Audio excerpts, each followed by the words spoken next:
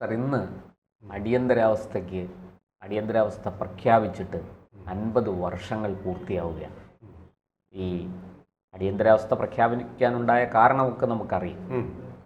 തിരിഞ്ഞു നോക്കുമ്പോൾ ആ 28 മാസം നീണ്ടു നിന്ന ഒരു ജനാധിപത്യ ധ്വംസനമെന്നും ഭരണഘടനയെ അടിച്ചമർത്തിയെന്നും ഒക്കെയുള്ള ആ ഒരു വിലയിരുത്തലുകൾ, അതിനെക്കുറിച്ച് അങ്ങേക്ക് എന്ത് തോന്നുന്നു ഈ 50 വർഷം കഴിഞ്ഞ് ചിന്തിക്കുമ്പോൾ? വാസ്തവത്തിൽ അടിയന്തരാവസ്ഥ പ്രഖ്യാപിക്കുമ്പോൾ ഞാനൊരു കോൺഗ്രസ്സുകാരനായിരുന്നു. സ്വാഭാവികമായിട്ടും പരമാവധി കോൺഗ്രസിൻ്റെ KSUവിൻ്റെ സംഘടന, കൊച്ചുകുട്ടിയാണല്ലോ, കോൺഗ്രസ് പറയാൻ പറ്റില്ല, KSUവിനെയൊക്കെ ഇഷ്ടപ്പെടുന്ന ഒരു ആളായിരുന്നു. തീർച്ചയായിട്ടും ആ ഒരു കാലഘട്ടത്തിൽ ഞാൻ കാണുന്ന, അന്നത്തെ വാർത്തയായിട്ട് ഞാൻ കാണുന്ന, ആദ്യമായിട്ട് കാണുന്ന ദേശാഭിമാനി പത്രമാണ്. ദേശാഭിമാനി പത്രത്തിൻ്റെ എഡിറ്റോറിയലിൽ വെച്ചിരുന്നത് ഒരു തോക്കിൻ്റെ പടമാണ്. ഇന്ത്യയിലൊരു തോക്ക് ഇങ്ങനെ വെച്ചിരിക്കുന്നു. എനിക്ക് വളരെ ഇഷ്ടപ്പെട്ടു. എഡിറ്റോറിയലേ ഇല്ല, സെൻസർ ചെയ്തിരുന്നു അവരുടെ എഡിറ്റോറിയൽ. സ്വാഭാവികമായിട്ടും പകരം ഇന്ത്യയുടെ ഭൂപടത്തിൽ അതെ ആ ഒരു എഡിറ്റോറിയൽ പേജ് ഒരു തോക്ക് വെച്ചു. തോക്ക് വെക്കാൻ എങ്ങനെ സെൻസർ ബോർഡ് അനുവാദം നൽകി? അതിൽ നിന്ന് തന്നെ വ്യക്തമാണ് ഇന്ത്യയിൽ ഇങ്ങനെ ഒരു ഭീകര ഭരണം അല്ലെങ്കിൽ ഒരു പട്ടാള ഭരണം എന്നുള്ളതാണ് ആ ചിത്രം ദ്യോതിപ്പിക്കുന്നത്. അല്ല, അന്ന് ശരിക്കുമായിരുന്നു AKG വിശേഷിപ്പിച്ചത് പെൺ ഹിറ്റ്ലർ ജനിച്ചു എന്നാണ്. ആണ്, വളരെ ഓർക്കുന്നുണ്ടാവും. ദേശാഭിമാനിയുടെ മുൻ പേജിൽ തന്നെ ആ വാർത്തയുണ്ട്. എനിക്കിപ്പോൾ തോന്നുന്നു അതെല്ലാം ശരിയായിരുന്നു. അന്ന് ഞാൻ അടിയന്തരാവസ്ഥയെ അനുകൂലിച്ച ഒരാളായിരുന്നു.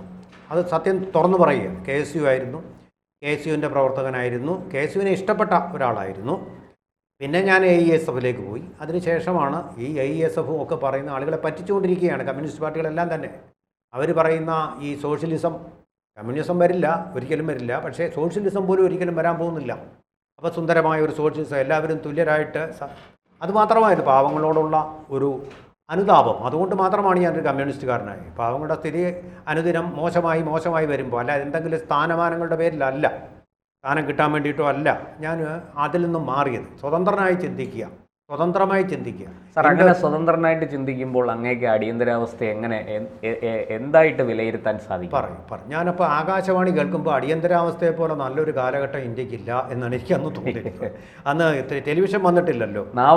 പണിയെടുക്കും മാത്രമേ 20 ദിന പരിപാടി കൊണ്ട് ഇന്ത്യക്ക് ഉണ്ടാവുന്ന നേട്ടങ്ങൾ ഇങ്ങനെ മണിക്കൂർ ആവർത്തിച്ചുകൊണ്ടിരിക്കുകയാണ്. അപ്പോൾ ഇന്ത്യ അങ്ങ് പുരോഗതിയിലേക്ക്, ഈ നരേന്ദ്ര ഭാരതത്തെ പോലുള്ള ഒരു പുരോഗതിയിലേക്ക് പോയിക്കൊണ്ടിരിക്കുകയാണെന്നാണ് ഞാൻ വിചാരിക്കുന്നത്. അത്തരം വാർത്തകളാവുന്നു. എന്നിട്ട് അതെ, പിന്നെ ഞാൻ വീട്ടിൽ വരുന്നത് മാതൃഭൂമി പത്രമാണ്. മാതൃഭൂമി പത്രത്തിൽ ഒരു തോക്ക്, ദേശാഭിമാനി ഒരു തോക്കെങ്കിലും വയ്ക്കാൻ ധൈര്യം കാണിച്ചു. മാതൃഭൂമി പത്രത്തിൽ കോൺഗ്രസിൻ്റെ വായ്ത്താരികൾ എങ്ങനെ വന്നുകൊണ്ടിരുന്നത്, വായ്ത്താരികൾ നാട് നന്നാവുന്നു എന്നുള്ള രീതിയിലുള്ള വാർത്തകളാണ് വന്നുകൊണ്ടിരിക്കുന്നത്. പക്ഷേ പ്രശാന്ത, ഞാനൊരു കാര്യം പറയട്ടെ. ഞാൻ അത് കഴിഞ്ഞിട്ട് CPI-കാരനായിരുന്നു അടിയന്തരാവസ്ഥ പ്രഖ്യാപിച്ച നാളുകളിൽ. കമ്മ്യൂണിസ്റ്റ് പാർട്ടിയിലേക്ക് മാറിയിരുന്നു. KSUവിൽ എനിക്കുള്ള ഇഷ്ടമെന്ന് പറഞ്ഞാൽ KSUവിൽ കുറേ സുന്ദരന്മാരുണ്ടായിരുന്നു. അവരോടുള്ള ഇഷ്ടം കൊണ്ട് KSU ആയില്ല, അല്ല ഏതെങ്കിലും ആദർശത്തിൻ്റെ പേരിൽ KSU ആയതല്ല. ക്രമേണ AESFിലേക്ക് പോയി, എൻ്റെ പ്രവർത്തകനുമായി ഒരു കോളേജിലെ സ്ഥാനങ്ങൾ കിട്ടുകയും ചെയ്തു, അതിൽ കൂടി ജയിക്കുകയും ചെയ്തു. പക്ഷേ ഈ സമയത്ത് തന്നെ, ഞാൻ AESFിലുള്ള സമയത്ത് തന്നെ ചില വാർത്തകൾ ഞാൻ കണ്ടിരുന്നു. സഞ്ജയ് ഗാന്ധി, ഞാൻ വിചാരിച്ചു ഇയാൾ ആരാ? ആ സഞ്ജയ് ഗാന്ധിയെ CPI അന്നും വിശേഷിച്ചിരുന്നത് ഭരണഘടനാ ബാഹ്യശക്തി. ഈ കാര്യങ്ങൾ ഇപ്പോൾ ആരും ചർച്ച ചെയ്യുന്നില്ല. ഭരണഘടനാ ബാഹ്യശക്തികൾ ഇടപെടരുതെന്ന് ഇന്ദിരാഗാന്ധിയെ വിമർശിച്ചിരുന്നു കമ്മ്യൂണിസ്റ്റ് പാർട്ടി പോലും അത് ഓർക്കുന്നെന്ന് തോന്നുന്നില്ല. അത്രയും ചെയ്തവരെ ആ ഭരണഘടനാ ബാഹ്യശക്തി എന്ന് വിശേഷിപ്പിച്ചതുകൊണ്ട് സഞ്ജയ് ഗാന്ധിക്ക് വലിയ വിദ്വേഷം CPI-യോടെ, കമ്മ്യൂണിസ്റ്റ് പാർട്ടി ഓഫ് ഇന്ത്യ, അല്ല ഞാൻ പറയുന്നത്, ഉണ്ടായിരുന്നു. എന്നു മാത്രമല്ല പ്രശാന്ത്, നമ്മുടെ ഈ തിരുവനന്തപുരത്ത് തന്നെ ഇവിടുത്തെ മേയറുടെ താഴെയുള്ള ആള്, ആ പദവിക്ക് എന്താ പറയുന്നത്, ഡെപ്യൂട്ടി മേയർ. ആ ഡെപ്യൂട്ടി മേയറായിട്ടുള്ള മാക്സ്വെൽ ഫെർണാണ്ടസ് എന്ന് പറയുന്ന ആളാണ്. അറിയാമോ? കേട്ടിട്ടുണ്ട്. നമ്മളൊക്കെ കൊച്ചുകുട്ടികളായിരിക്കും ജനിച്ചിട്ടില്ല അപ്പോൾ താങ്കൾ, അപ്പോൾ അല്ലെങ്കിൽ ഓർമ്മയില്ല താങ്കൾക്ക്. അപ്പോൾ ആ മാക്സ്വെൽ ഫെർണാണ്ടസിനെ ജയിലിൽ കൊണ്ടുപോയിട്ടിട്ട് അച്യുതമേനോനെ തെറി വിളിച്ചു പോലീസുകാർ. അച്യുതമേനോനാണെന്ന് ഭരിക്കുന്നത്, അതെ. ഈ മാക്സ്വെൽ ഇത് അന്ന് പത്രങ്ങളൊന്നും റിപ്പോർട്ട് ചെയ്യുന്നില്ല, കംപ്ലീറ്റ് സെൻസറിങ് ആണ്, ഒന്നും റിപ്പോർട്ട് ചെയ്യുന്നില്ല. പിന്നെയാണ് ഈ കഥ പുറത്തു വന്നത്. മാക്സ്വൽ നേതാവിനെ എൻ്റെ നേതാവാണ് ചീത്ത വിളിക്കരുതെന്ന് പറഞ്ഞു. മാക്സ്വൽ ബർണസ് നല്ല ഒരു പിന്നെ ശാരീരിക കായിക അഭ്യാസിയായിട്ടുള്ള ആളാണ്. വിളിച്ചാൽ നീ എന്ത് ചെയ്യണമെന്നും പറഞ്ഞ ഒരു ഒറ്റ അടിയാണ് തോക്കിൻ്റെ പാത്തി വെച്ച് അദ്ദേഹത്തിന് പറഞ്ഞത്. നിലം പതിച്ചു. അവിടെ കടന്നുകൊണ്ട് തന്നെ CPI സിന്ദാബാദ്, അച്യുതമേനോൻ സിന്ദാബാദ് എന്ന് പറഞ്ഞു. അവിടെ ഇട്ട് ചവിട്ടി, ബൂട്ട്സ് ഇട്ട് ചവിട്ടി പോലീസുകാരെന്ന് പറഞ്ഞു. അങ്ങനെ അവിടെ കേരളം അന്ന് ഭരിച്ചുകൊണ്ടിരുന്ന ഈ വാർത്തയിൽ നിന്ന് ഞാൻ മനസ്സിലാക്കുന്നത് കെ കരുണാകരനായിരുന്നു, അച്യുതമേനോനല്ല. അച്യുതമേനോനല്ല എന്ന് ഭരിക്കുന്നത് കെ കരുണാകരൻ, ആഭ്യന്തരമന്ത്രി. രാജൻ കേസിൻ്റെ ഒരു കാര്യം പോലും വാസ്തവത്തിൽ അച്യുതമേനോൻ അറിയാമായിരുന്നില്ല. പക്ഷേ ഇടയ്ക്കിടയ്ക്ക് ഈശ്വര വാര്യർ ചെന്ന് ചോദിക്കുന്നു. മുഖ്യമന്ത്രിയാണ്, അദ്ദേഹം മറുപടി പറയാൻ ബാധ്യസ്ഥനാണ്. ഈശ്വര വാര്യർ രാജൻ്റെ അച്ഛൻ ഈശ്വര, അതായത് കക്കയം ക്യാമ്പിൽ അടിയന്തരാവസ്ഥയുടെ ഏറ്റവും ക്രൂരനായ രക്തസാക്ഷി. ഒരുപാട് രക്തസാക്ഷികളുണ്ട്. ആ രക്തസാക്ഷിയുടെ അച്ഛൻ ചെന്നിട്ട് അതിനെക്കുറിച്ചാണല്ലോ പിന്നെ പിറവി എന്നുള്ള സിനിമ. അദ്ദേഹം പിന്നെ CPM കാരനായിട്ട് മാറി. അതെ, ഷാജിയൻ കരുൺ. അദ്ദേഹത്തിന് ആദരാഞ്ജലികൾ അർപ്പിച്ചുകൊണ്ട് തന്നെ പറയട്ടെ, ആ സമയത്ത് തന്നെ അതിനെക്കുറിച്ച് ഒരു പിന്നെ ചിന്ത എനിക്കുണ്ടായി. ഇത് ശരിയാണല്ലോ. അച്യുതമേനോനെ കണ്ട് 2-3 തവണ കണ്ടപ്പോൾ അച്യുതമേനോൻ ദേഷ്യം വന്നു. പെട്ടെന്ന് ദേഷ്യം വരുന്ന ഒരാളാണ് അദ്ദേഹം. ഞാൻ ഏറ്റവും കൂടുതൽ ആരാധിക്കുന്ന രാഷ്ട്രീയ നേതാവും മുഖ്യമന്ത്രിയുമാണ് അച്യുതമേനോൻ. പക്ഷേ ഈശ്വര വാര്യർ പലതവണ ഇങ്ങനെ ഒന്ന് ശല്യപ്പെടുത്തിയപ്പോൾ നിങ്ങളുടെ മകനെ അന്വേഷിച്ച് ഞാൻ ഇനി കേരളം മുഴുവനും അലയണോ എന്നൊരു മറുപടി പറഞ്ഞു. വൈലോപ്പള്ളി അന്നൊരു കവിത എഴുതി, നിഷ്ഠൂരമായ മറുപടി. മിണ്ടുക മഹാമുനി. ആ സമയം കഴിഞ്ഞപ്പോൾ, ഇത് കഴിഞ്ഞിട്ടാണ്, ഇദ്ദേഹത്തെ ഉദ്ദേശിച്ച് തന്നെയാണ് മിണ്ടുക മഹാമുനി എന്നുള്ള നല്ലൊരു കവിത, അർത്ഥസമ്പുഷ്ടമായ കവിത. മുനിയായിട്ട് ഇദ്ദേഹത്തെ സങ്കല്പിച്ചു. ഇതിനെക്കുറിച്ച് ഒന്നും പറയുന്നില്ല പുള്ളി. കാരണം പുള്ളിക്ക് അറിയില്ല. ജയറാം പഠിക്കലും മറ്റുമാണ്, ലക്ഷ്മണയും മറ്റുമാണ്. ജയറാം പഠിക്കല്, ലക്ഷ്മണ, പുലിക്കോടൻ നാരായണൻ, ഇവരൊക്കെയാണ് പിന്നെ ഇതൊക്കെ അറിയുന്നത്. ആ ജയറാം പഠിക്കലിൻ്റെ വീട്ടിൽ തന്നെ ഒരു പീഡനമുറി ഉണ്ടായിരുന്നു, ഒരു ക്യാമ്പുണ്ടായിരുന്നു, പോലീസ് ക്യാമ്പ്. വീട്ടിൽ എന്ത് തോന്നിയ മാസം ഇത്, വീട്ടിനകത്ത് ക്യാമ്പ് വെച്ചിട്ട് എന്തിനായി ക്യാമ്പ്? അയാളുടെ തീരുമാനമാണത്. ആരോടും ചോദിക്കുക. അയാളാണെന്ന് ആഭ്യന്തരമന്ത്രി, കരുണാകരൻ പോലും അല്ല, ജയറാം പഠിക്കലാണെന്ന് ആഭ്യന്തരമന്ത്രി എന്ന് ഞാൻ പറയും. സ്വന്തമായിട്ട് അങ്ങ് സ്ഥാപിച്ചത് എന്തിനാണെന്ന് ചോദിച്ചപ്പോൾ അയാൾ പറഞ്ഞത്, എനിക്ക് എപ്പോഴും ഈ തിരുമൽ നടത്തുമല്ലോ, ഉരുട്ടൽ നടത്തുന്ന ആൾക്കാരുടെ ഈ കരച്ചിൽ കേൾക്കണം, അത് കേട്ടെങ്കിലേ എനിക്ക് ഉറക്കം വരും. അപ്പോൾ എന്തൊരു നിഷ്ഠുരനായി, തീവ്രവാദികളുടെ മനസ്സിനേക്കാൾ കട്ടിയായ മനസ്സുള്ള ഒരു സാഡിസ്റ്റായിരുന്നു ജയറാം പഠിക്കൽ.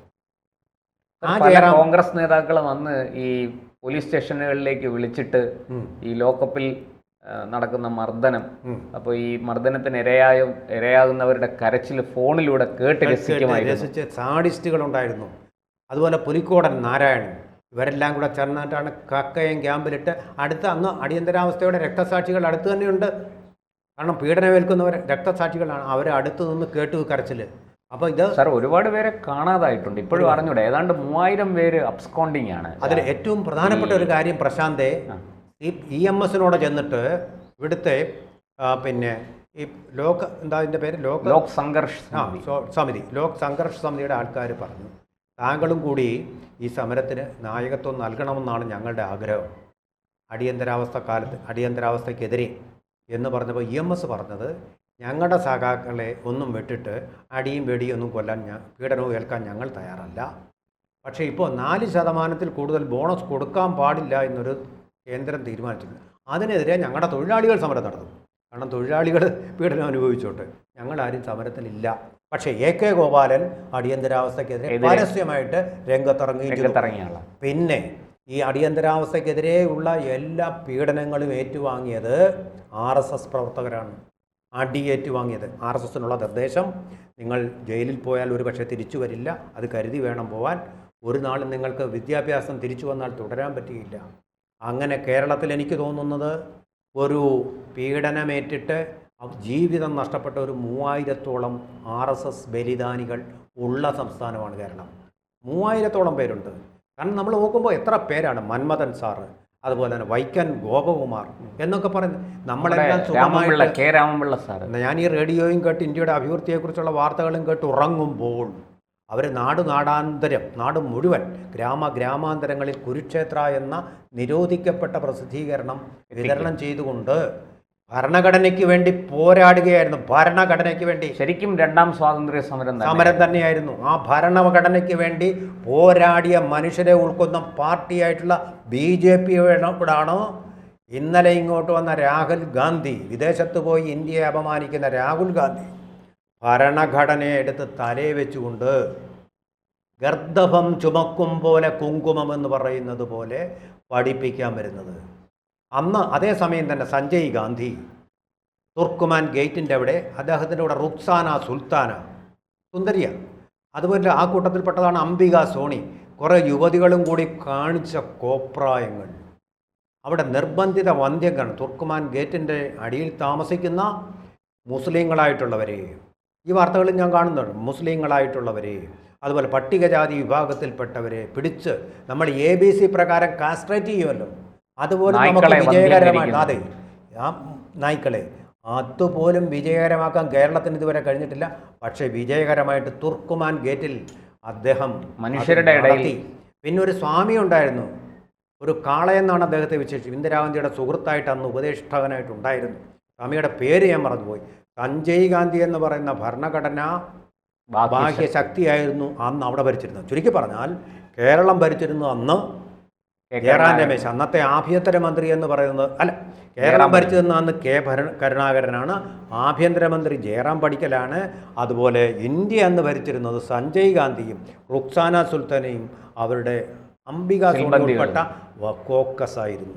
അതാണ് അന്നത്തെ സംഭവം.